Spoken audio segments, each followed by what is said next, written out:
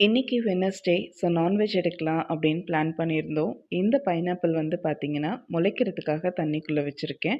At least ஒரு 6 to 8 days ஆகும்னு நெனைக்கிறேன் வேரெல்லாம் விடுறதுக்கு. விட்டதுக்கப்புறமா மாடியில போய் நட்டு வைக்கணும். ஸோ இன்னைக்கு வந்து பார்த்தீங்கன்னா, நைட்டுக்கு தான் டின்னர் தான் ப்ரிப்பேர் பண்ணிட்டுருக்கோம். டின்னர் வந்துட்டு சிக்கன் குழம்பு ப்ளஸ் இட்லி.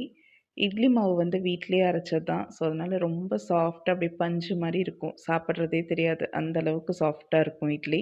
ஸோ எனக்கு இந்த காம்பினேஷன் ரொம்ப ஃபேவரெட். இன்னைக்கு எனக்கு கொஞ்சம் டயர்டா இருக்கு அப்படிங்கிறதுனால, ஹஸ்பண்ட் தான் இந்த ப்ரிப்பரேஷன்ஸ் எல்லாமே பண்ணிட்டுருந்தாரு.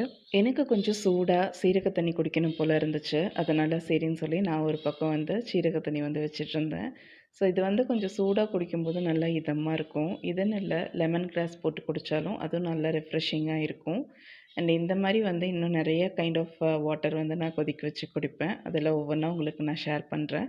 இப்ப கொஞ்சம் மாசமாவே அடுத்த நாளுக்கு என்ன காய்கறிகள் தேவைப்படுதோ, அத லிமிட்டடா வாங்கி ஸ்டோர் பண்ணிக்கிறது. ஏன்னா வந்து 1 வீக் ஒன்ஸ் வந்து வாங்கி ட்ரை பண்ணி பார்த்தோம்.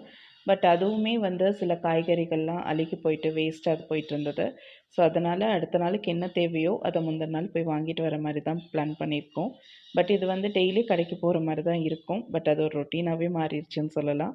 நாளைக்கு வந்து பார்த்தீங்கன்னா தர்ஸ்டே. ஸோ கீரை வந்து கடைஞ்சிட்டு, அது கூட வாழைக்கா 65 மாரி பாப்பாவுக்கு செஞ்சு குடுத்துடலான்னு பிளான் பண்ணியிருந்தேன். இதே அம்மா இருந்தாங்கன்னா 2 டைப் பொரியல் இதெல்லாமே பண்ணுவாங்க. அதனால நெறைய காய்கறி வாங்குற மாரி இருக்கும். பட் எங்க 3 பேருக்கு அப்படிங்கும்போது ரொம்ப லிமிட்டடா தான் வந்து காய்கறிகள் வாங்குற மாரி இருக்கும். நைட்டே உட்காந்து கீரை இலை எல்லாத்தையுமே ஆஞ்சு வச்சுருவேன். இப்போ இட்லியும் குழம்பும் வந்து சுட சுட ரெடி ஆயிருச்சு. உங்களுக்கு இந்த காம்பினேஷன் பிடிக்குமான்னு கமெண்ட் செக்ஷன்ல சொல்லுங்க.